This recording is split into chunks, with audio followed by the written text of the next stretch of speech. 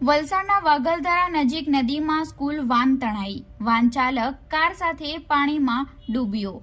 વલસાડના વાગલધરા ગામમાંથી પસાર થતી એક નદીના વહેણમાં સ્કૂલ વેન તણાઈ જતા વિસ્તારમાં ભારે ચકચાર મચી જવા પામી હતી. સદનસીબે સ્કૂલ વેનમાં બાળકો નહીં હોવાને લઈ મોટી હોનારત થતા અટકી હતી. જોકે વેન ચાલક કાર સાથે પાણીમાં તણાઈ જતા તેની શોધખોળ માટે એનડીઆરએફની ટીમ સ્થળ પર દોડી આવી હતી.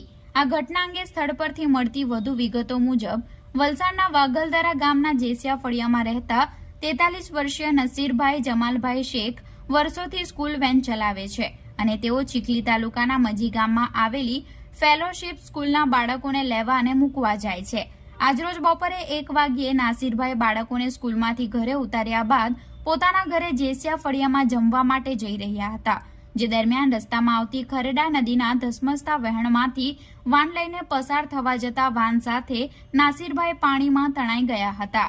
આ ઘટના બની તે સમયે સ્થળ પર સ્થાનિક રહેવાસી રજાકભાઈ અબ્દુલભાઈ ખલીફાએ બચાવવા માટે બૂમો પાડી હતી, પરંતુ પાણીનો ભારે વહેણ હોવાથી નાસીરભાઈ પોતાની વાન સાથે નદીના પાણીમાં ગરકાવ થઈ ગયા હતા. આ બનાવ બનતાની સાથે જ ઘટના સ્થળે એનડીઆરએફની ટીમ, પ્રાંત અધિકારી, તાલુકા વિકાસ અધિકારી સહિત પોલીસ દોડી આવી હતી અને નદીના ધસમસતા વહેણમાં એનડીઆરએફની ટીમે શોધખોળ શરૂ કરી હતી. મારું નામ રજાકભાઈ અબ્દુલ ખલીફા. હું અત્યારે વાગલધરા રહું છું. મેં અત્યારે અહીંયા બીચ પાસે પાણી જોવા માટે આવેલો હતો. એટલામાં નાસીરભાઈ કરીને વાન લઈને આવ્યા અને મેં એને કીધું કે ભાઈ પાણીનો જોર વધારે છે, અંદર ન જાતો. તો મારું પહેલું ના માન્યા અને નીકળી જાવ એમ કરીને ગયા, પણ ગાડી ફોનો પણ આવીને પલટી મારી ગઈ ને ભાઈ બેઠી થઈ ગઈ અને થોડાક અંતરમાં ગઈ ને ગાડીમાંથી નીકળ્યો બી નહીં મળે, હાથ બી મને કર્યો. મેં એને બહુ બૂમ પાડી કે ભાઈ નીકળી જાઓ પણ નીકળ્યા નહીં બને અને ગાડી સીધી પાણીની અંદર ગરકાવ થઈ ગઈ. એની સાથે ગાડીમાં કોઈ હતું બીજું? ના, બીજું કોઈ ના હતું. એની પછાડી કોઈ જતું હતું ગાડી? ના, કોઈ નહીં હતું.